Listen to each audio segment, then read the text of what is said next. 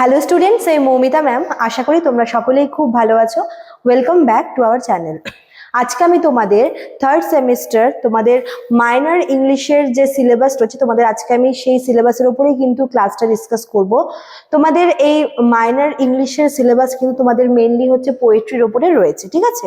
চলো দেরি না করে শুরু করে দিই আজকের ক্লাসটা। দেখো, এক সেকেন্ড। তোমাদের যে মাইনর ইংলিশের যে সিলেবাসটা রয়েছে তার একটা টাইটেল দেওয়া রয়েছে, ইন্ট্রোডাকশন টু ইংলিশ লিটারেচার, যেটা হচ্ছে পোয়েট্রির ওপরে কিন্তু রয়েছে, ঠিক আছে?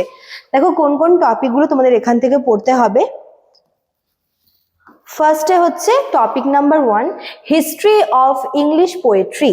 হিস্ট্রি অফ ইংলিশ পোয়েট্রি, এখানে কিন্তু দেখো এই যে ইংলিশ পোয়েট্রির যে বা ইংলিশ লিটারেচারের যে এরাগুলো আছে, বিভিন্ন যে পিরিয়ডগুলো রয়েছে, সেগুলো ওয়াইজ কিন্তু ভাগ করা হয়। যে প্রত্যেকটা এরাতে বিভিন্ন সময় বিভিন্ন পোয়েটরা আসে এবং এক একজন পোয়েট বলো বা অনেকজন পোয়েট মিলে এক একটা কিন্তু এরা তৈরি করে।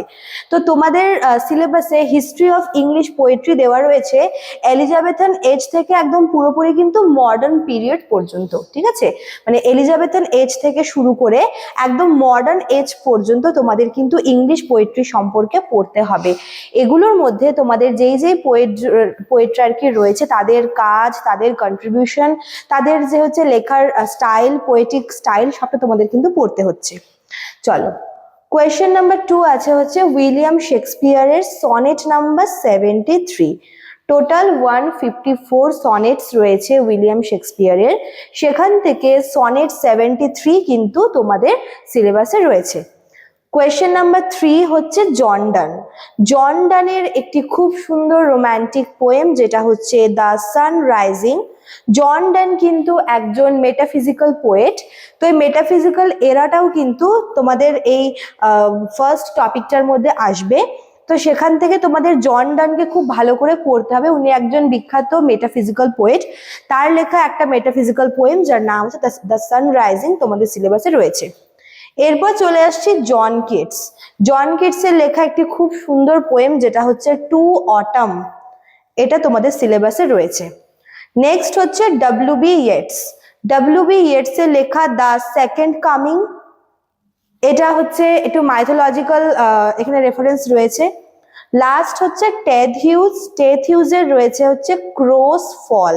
এই ক্রোস ফল হচ্ছে টেড হিউজের একটা ক্রো বলে একটা পোয়েম কালেকশন রয়েছে,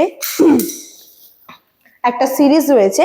তো সেখান থেকে কিন্তু তোমাদের এই ক্রোস ফল বলে যে আর কি পার্টটা রয়েছে তোমাদের এখানে সিলেবাসে দেওয়া রয়েছে। তো এই হচ্ছে তোমাদের মাইনর ইংলিশের সিলেবাস, তোমরা একবার দেখে নাও। তোমাদের প্রথম ফার্স্ট টপিকটা কিন্তু একটু বেশি লেন্দি, কারণ এখানে তোমাদের বিভিন্ন পোয়েট থেকে বিভিন্ন সময়কার বিভিন্ন যে পিরিয়ডগুলো রয়েছে, এলিজাবেথান, জেকোবিয়ান, ভিক্টোরিয়ান, রোম্যান্টিক, সব তোমাদের কিন্তু এখানে কভার করতে হবে। দেন তোমাদের পরে 2 নাম্বার থেকে যেগুলো আছে সবগুলোই কিন্তু ইন্ডিভিজুয়াল পোয়েটদের ব্যাপারে বলা হয়েছে, এবং সেখান থেকে বেশি কিছু পোয়েম নেই। তোমাদের মেন হচ্ছে ওই 1 নম্বর টপিকটা কিন্তু কভার করতে একটু মুশকিল হবে, কারণ এখানে সবগুলোই তোমাদের বলতে পারো পড়তে হচ্ছে, ঠিক আছে? চলো, তো এই ছিল তোমাদের আজকের ক্লাসটা। যারা ভাবছো আমাদের কাছে অনলাইনে অ্যাডমিশন নেবে, তারা আমাদের অফিসিয়াল নাম্বারে কন্ট্যাক্ট করে নিতে পারো। আমাদের অফিসিয়াল নাম্বার দেখো দেওয়া আছে এখানে। এছাড়াও দেখো এখানে তোমাদের জন্য কিন্তু কোর্স ফিটাও হচ্ছে রাখা রয়েছে, তোমরা দেখে নিতে পারো। এখানে মেজরের জন্য এবং মাইনরের জন্য দুটোই কিন্তু তোমাদের আলাদা করে দেওয়া রয়েছে, ঠিক আছে? চলো, আজকে এতটুকুই থাকলো। দেখা হচ্ছে নেক্সট ক্লাসে। Thank you.